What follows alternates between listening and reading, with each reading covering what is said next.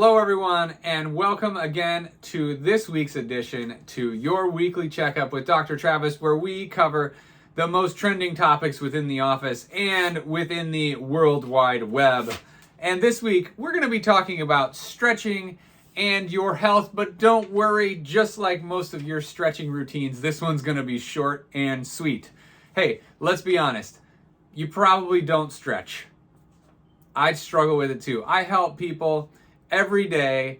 I tell them about stretching. I demo stretches. I help them to stretch to help them to decrease pain, increase mobility, increase flexibility, because it probably makes sense to you. If we improve our flexibility and mobility, we probably would be less stiff and have less pain.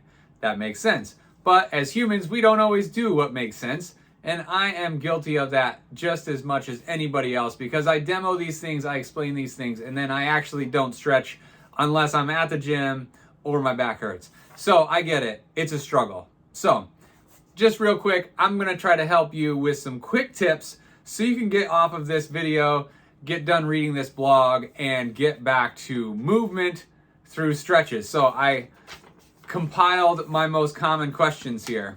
First one.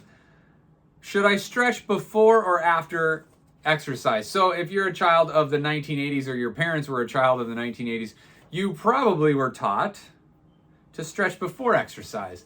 But it actually increases your chances of injury if you stretch before an exercise. So we want you to warm up before you exercise, and we want you to stretch after. And that order will decrease your incidence of injury. How long do I need to stretch?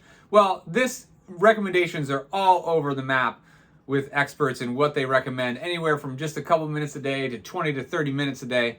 Some of them even say 1 minute of exercise for every 1 minute of, or 1 minute of stretching for every 1 minute of exercise. Hey, I know you're thinking, if you don't exercise, you don't have to stretch. That's not true. Just do something, okay? I just say, hey, look, let's start somewhere. Let's start with some mobility. Let's start with some movement, at least a couple minutes a day, and grow from there. Because once you start to feel more flexible, you'll want to stretch even more. Can I stretch too much? Yes, but you're probably not going to. So let's be honest, just start doing something. Where do I start? Hey, that's a good question. You can ask Dr. Emily or myself when you're in here in the office, and we'll be happy to guide you to some exercises specific for you, or find a reputable online resource. YouTube has a lot of great videos. There's a lot of great programs out there to help you stretch.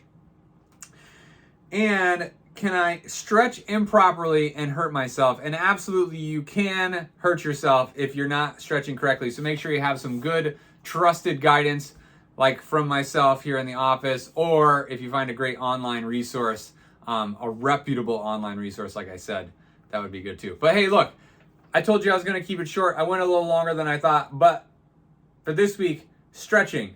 It's important. Everybody should do it. You should do it more often.